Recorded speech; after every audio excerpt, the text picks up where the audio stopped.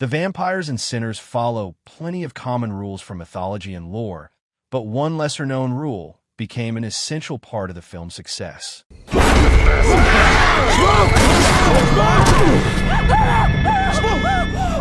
Ryan Coogler's vampire movie is a wholly original story.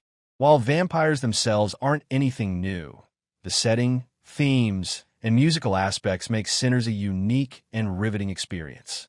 Original films with massive commercial success are seemingly becoming a rarity in Hollywood, but Sinners managed to break through to mainstream audiences.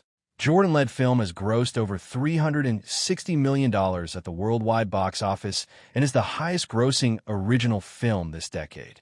It appeals to a diverse crowd, including horror enthusiasts, film buffs, and music lovers.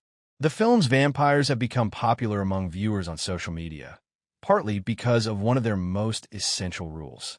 In Sinners, vampires can't enter any building without being invited by one of its inhabitants. Don't talk to him. You're talking to me right now. Why you can't just walk your big ass up in here without an invite, huh? It's an old rule that has been a part of vampire lore for a long time, but the movie uses it expertly, creating much of the film's tension and humor. Well, no, we believe in equality and music. We just came here to play. Spend some money, have a good time. Why vampires cannot enter the juke joint in Sinners. The vampires need an invitation. In Sinners, the vampires follow many rules established in other stories and legends.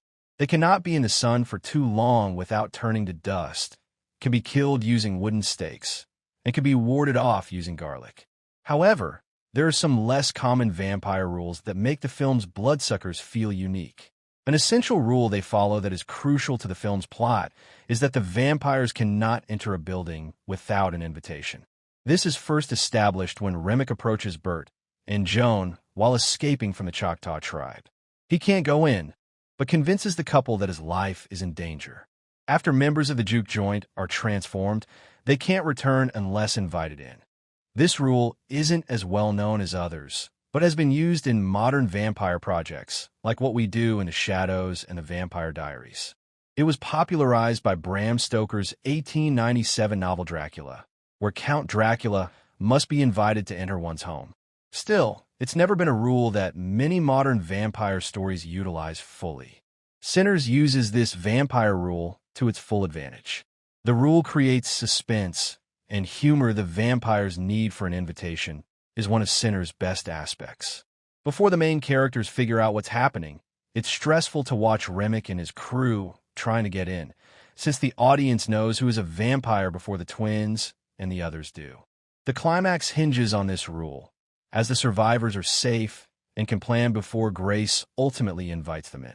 It also leads to the film's funniest scene where Cornbread tries to get back into the joint after turning. It's a suspenseful sequence, but also hilarious as Cornbread fails to convince any of them that he's still alive. This scene is one of the film's most popular and has been recreated frequently on social media. Without this rule, it's hard to know if Sinners' vampires would be as memorable. Thanks for watching.